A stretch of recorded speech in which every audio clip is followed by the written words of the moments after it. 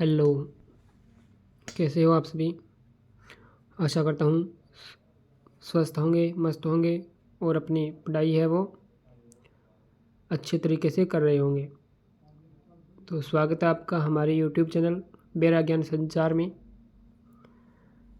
तो आज अपने शुरू करने जा रहे हैं राजस्थान स्थानावली की जो पुस्तक है, राजस्थान स्थानावली। इसकी मैंने कम्युनिटी में पोस्ट भी डाली थी, वो भी आप देख सकते हैं। ये है राजस्थान हिंदी ग्रंथ अकादमी की पुस्तक है और इसके लेखक है वो है डॉक्टर रतन जोशी। और इसमें है प्रमुख स्थल वगैरह, इनके बारे में अलग अलग तरीके से बताया गया है। जैसे जिलों के अनुसार प्रमुख स्थल हो गए, प्रमुख अभयारण्य हो गए, कंजर्वेशन रिजर्व हो गए, तो अलग अलग प्रकार से इसमें बताए गए हैं।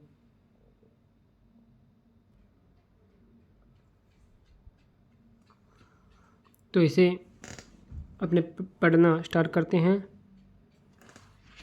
तो इसके बारे में एक बार थोड़ा सा मैं बता देता हूँ। राजस्थान स्थानावली, लेखक है डॉक्टर रतन जोशी और ये राजस्थान हिंदी ग्रंथ अकादमी की पुस्तक है, यानी ऑथेंटिक बुक है, ये आप ध्यान रखें। और यह इसका पहला संस्करण है, ये देख सकते हैं आप, प्रथम संस्करण 2024। यहाँ पे देख सकते हैं आप, मानव संसाधन विकास मंत्रालय, भारत सरकार की विश्वविद्यालय स्तरीय ग्रंथ निर्माण योजना के अंतर्गत राजस्थान हिंदी ग्रंथ अकादमी जयपुर द्वारा प्रकाशित। तो यहाँ पर ये सब कुछ दिया हुआ है, यहाँ प्रकाश की ये दिया हुआ है। यहाँ पर भूमिका में पुस्तक के बारे में बताया गया है थोड़ा बहुत, ये आप देख सकते हैं। पुस्तक में राजस्थान के लगभग 1100 महत्वपूर्ण स्थानों क्षेत्रों का वर्णन हिंदी वर्णमाला क्रम में किया गया है। यानी हिंदी के वर्णमाला क्रम में जैसे पहले ए, फिर आ के, फिर ई के बारे में, यानी इस प्रकार से क्रम के अनुसार है वो दिया गया है। तो इसमें जैसे अंता 12, फिर अकलेरा झालावाड़, लेकिन अपने पढ़ेंगे जिले के अनुसार। यानी जैसे हनुमानगढ़ को पढ़ेंगे तो हनुमानगढ़ में जितने भी इसमें स्थान दिए गए हैं, जैसे कालीबंगा हो गया, है ना, पीलीबंगा हो गया, नोहर हो गया, बादरा हो गया, तो इनको एक साथ पढ़ेंगे, यानी इनको पहले पढ़ेंगे। फिर दूसरा जिला से शुरू करेंगे, जो भी करेंगे, जैसे श्री गंगानगर शुरू करेंगे तो श्री गंगानगर के सभी स्थान हैं वो अपने पढ़ेंगे। तो अपने इसे जिलों के अनुसार ही पढ़ेंगे, ऐसे नहीं जिसमें ऐसे दे रखा है जैसे अंता 12, फिर कलेरा झालावाड़, ऐसे नहीं पढ़ेंगे। तो अपने पढ़ेंगे जिलों के अनुसार। तो ये मैंने पहले ही बता रखा है। एक बात और बता दूं, ये है अपने 33 जिलों के अनुसार ही है, जो ये स्थान बताए गए हैं ये 33 जिलों के अनुसार ही बताए गए हैं, ना कि 50 जिलों के अनुसार। तो अपने आज है वो हनुमानगढ़ से शुरू करेंगे, जिसमें पहला है वो अपने पढ़ेंगे टिब्बी, हनुमानगढ़।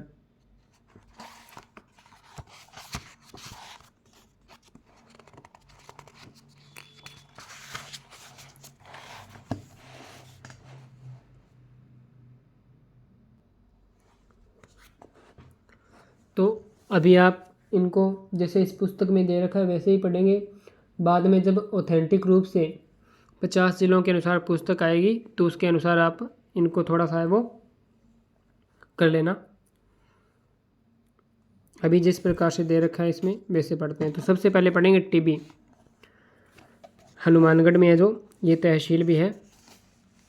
देखिए इसमें दे रखा है सबसे पहले 29.55 डिग्री उत्तर और 74.50 डिग्री पूर्व। ये अक्षांश और देशांतर के बारे में बता रखा है, यानी टिब्बी का अक्षांश और देशांतर है। तो ये कोई महत्वपूर्ण है नहीं इतना, क्योंकि स्थानों के बारे में अक्षांश और देशांतर नहीं पूछते। अपने राजस्थान के अक्षांश और देशांतर याद रखेंगे आप। और जिलों के भी बहुत कम पूछा जाता है, शायद 1 या 2 बार पूछे गए हैं। इसकी औसत ऊंचाई बताएगी 194 मीटर। ये जैसे वो होता है ना, रेलवे स्टेशन पर लिखा होता है समुद्र तल से ऊंचाई, उस प्रकार से ये ऊंचाई है, औसत ऊंचाई। ये भी इतनी इम्पोर्टेंट नहीं है। जनसंख्या 11,555, ये सिर्फ टिब्बी की है 2011 के अनुसार। हनुमानगढ़ से 23 किलोमीटर पूर्व में हरियाणा सीमा के निकट टिब्बी कस्बा स्थित है। घग्गर नदी इसके निकट राजस्थान में प्रवेश करती है, ये ध्यान में रखना, ये इम्पोर्टेंट है। यानी घग्गर नदी है वो इसके निकट राजस्थान में प्रवेश करती है। यह सड़क व रेल मार्ग द्वारा हनुमानगढ़, सिरसा व श्रीगंगानगर से संबंध है। निकटतम हवाई अड्डा कौन सा है, तो वह है अमृतसर, जो कि 260 किलोमीटर है। यह उपखंड, तहसील व पंचायत समिति मुख्यालय है। ये ध्यान में रखना, टिब्बी है वो उपखंड भी है, तहसील भी और पंचायत समिति मुख्यालय है। इसकी बसावट नियोजित है। घग्गर के प्रवाह क्षेत्र में स्थित होने के साथ ही इंदिरा गांधी मुख्य नहर इसके निकट से निकलती है। ये दो चीज़ ध्यान में रखना, एक तो घग्गर नदी वाला और एक इंदिरा गांधी मुख्य नहर वाला। राइस बेल्ट में स्थित इस कस्बे में धान चावल का प्रचुर उत्पादन एवं अरब देशों को निर्यात होता है। राइस बेल्ट यानी चावल का क्षेत्र, इसमें धान यानी चावल प्रचुर उत्पादन होता है और अरब देशों को निर्यात होता है, तो ये भी इम्पोर्टेंट है। यहाँ निजी महाविद्यालय, व्यावसायिक शिक्षा संस्थान, राजकीय चिकित्सालय, बैंक आदि जन सुविधाएं उपलब्ध है। तो ये कोई खास बात है नहीं, ये तो सभी जगह होता है। नेक्स्ट है तलवाड़ा झील।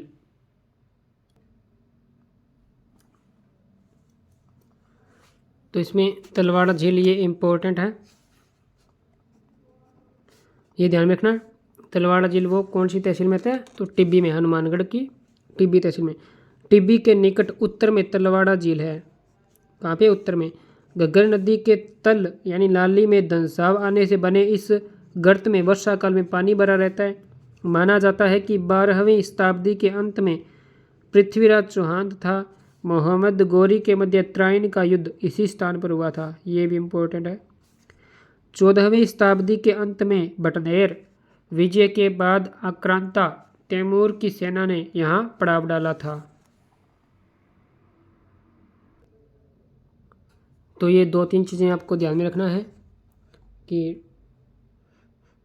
टिब्बी है, इसके निकट से घग्गर नदी प्रवेश करती है राजस्थान में, इंदिरा गांधी मुख्य नहर है, और टिब्बी क्या है, राइस बेल्ट है यानी चावल का जो क्षेत्र है।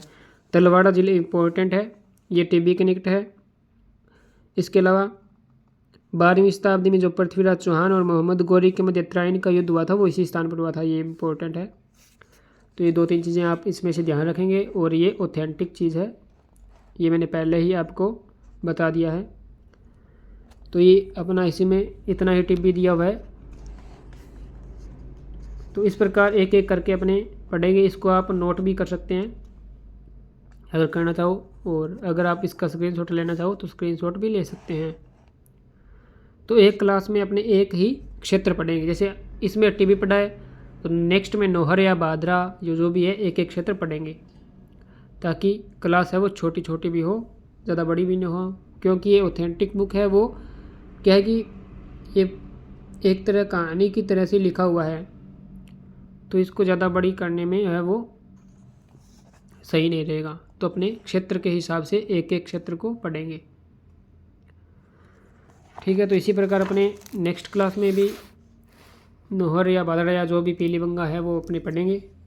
तो आपको ये क्लास कैसी लगी कमेंट बॉक्स में ज़रूर बताना। एक प्रकार से ये शॉर्ट क्लास ही रहेगी, 10-1 मिनट की क्लास होगी।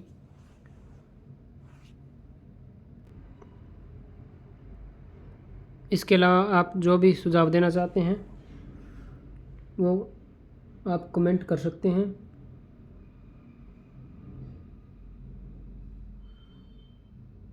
और राजस्थान इतिहास के PYQs की अपनी लाइव क्लास होती है शाम को 10 बजे, तो वो भी आप ज्वाइन कर सकते हैं। तो ओके, धन्यवाद सभी का क्लास देखने के लिए। और जो भी चैनल पर नए हैं वो चैनल को सब्सक्राइब कर लीजिए और बेल आइकन को प्रेस कर लीजिए। धन्यवाद।